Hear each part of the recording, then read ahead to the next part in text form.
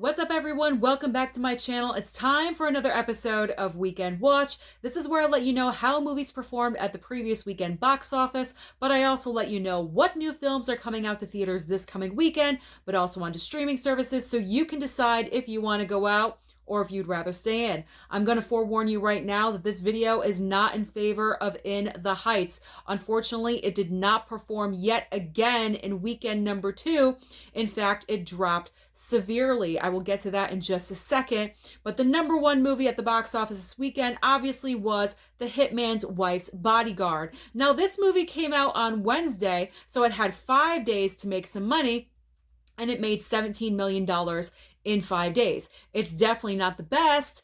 It's not the worst, question mark, but it's definitely not the best. If this movie only came out in regular form Friday to Sunday, it would have only made $11 million. In the number 2 spot is A Quiet Place Part 2. This juggernaut just will not stop going. In fact, it's actually reached a milestone worldwide. We're at $222 million for A Quiet Place Part 2.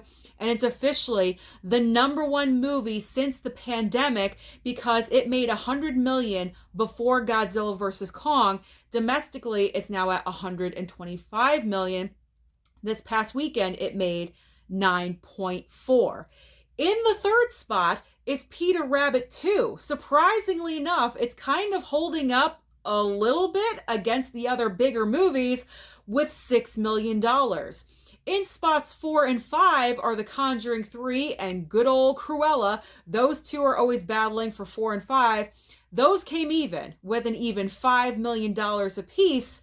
And in the 6th spot, that's right, the 6th spot is In the Heights. And I normally don't report on the 6th spot, but it's very rare when a movie that was at the top one week drops all the way down to the 6th spot. So I wanted to include that into the video. So In the Heights made $4.2 million this past weekend. That is severely disappointing. I know Warner Brothers was really banking on this movie, and a lot of people had high hopes for In the Heights, and it is just not performing at the box office. I want to know your reasoning. What do you think is wrong? I know in last week's video, I posted my thoughts. Definitely, I think HBO Max is a factor. A lot of you guys have made comments in that video that HBO Max isn't a factor.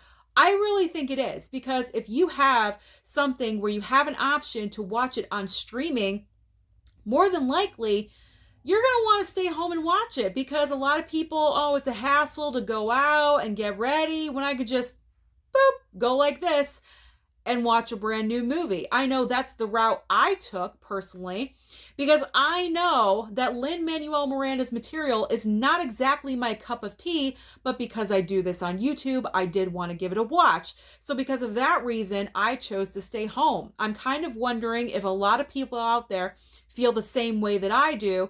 Do you prefer old school traditional musicals? Are you into Lin-Manuel Miranda's material, like Hamilton and In the Heights? Now, In the Heights is no Hamilton. I understand that. Hamilton was a very original, unique idea. It cannot be duplicated.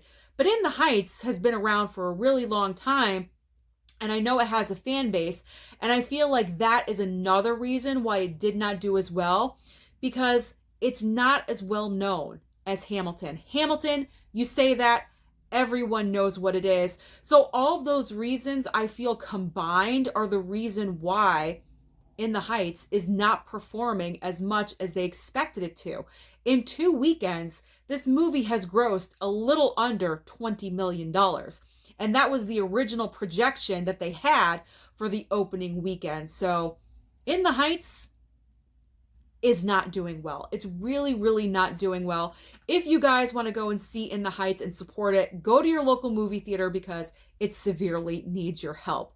So what is new coming to the box office this coming weekend? Unless you're living under a rock, you know what it is. It's F9.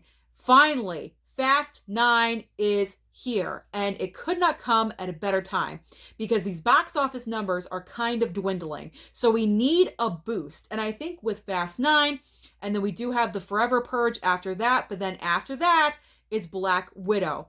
We need these movies to get people into the theater. I think a lot of people have been waiting for Fast 9 for this to be the first movie for them to see when they go back to the movie theater.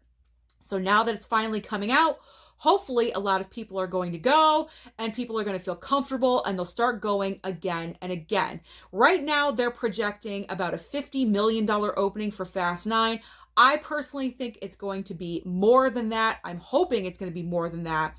It really is a juggernaut, just like A Quiet Place Part 2, especially overseas, because overseas, it's very close to breaking $300 million. That's a huge milestone, especially with what we're going through right now. We are still in this pandemic. We're not over it just yet, but we're close. We're very close. So I'm predicting that Fast 9 is going to bring in great numbers.